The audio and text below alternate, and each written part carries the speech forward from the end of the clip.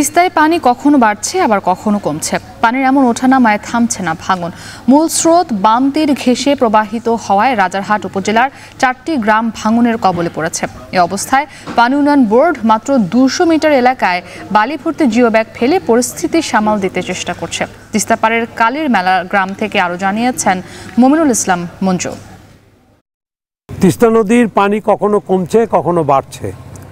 আবার দ্বিতীয় দফায় তিস্তা নদীর পানি কাউনিয়া পয়েন্টে বিপদসীমা অতিক্রম করলেও আজকে কিন্তু কিছুটা কমে এসেছে, কিন্তু ভাঙন কমছে না। এখানকার যে অধিবাসীরা জানিয়েছেন যে রামহরি, চতরা, কালীর মেলা এবং যে দাঁড়িয়ার পাড় এই গ্রামগুলো আছে, এখানে 2 কিলোমিটার এলাকা জুড়ে তিস্তা কিন্তু ভেঙেই চলেছে।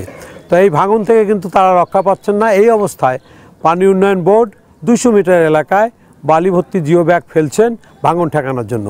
বাকি এলাকাগুলো কিন্তু এখনও অরক্ষিতই রয়ে গেছে এবং সেখানকার মানুষরা এখন দুশ্চিন্তায় দিন কাটাচ্ছেন। আমাদের কুড়িগ্রাম জেলায় যে পরিধি সেটি হলো 40 কিলোমিটার, তার মধ্যে মাত্র 1.5 কিলোমিটারে স্থায়ী প্রতিরক্ষা কাজ রয়েছে। আসলে পুরোটাই বাকি যে অংশ তার পুরোটাই কিন্তু অরক্ষিত। যেখানে যখন ভাঙন শুরু হয় সেখানেই দ্রুত কিছু বালির বস্তা ফেলা হয়, আর মূলত সেটি শেষ পর্যন্ত এই এলাকার মানুষের উপকারে আসে না। তবে পানি উন্নয়ন বোর্ড বলছে যে তারা স্থায়ী প্রতিরক্ষা কাজের জন্য 3 দফায় কাজটি করার জন্য তারা এখন সমীক্ষা চালাচ্ছেন।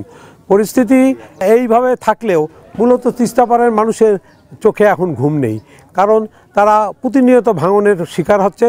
নদীতে যখন পানি বাড়ে তখনও তাদের ভাঙনের শিকার হতে হয়, যখন পানি কমে তখনও তাদের ভাঙনের শিকার হতে হয়।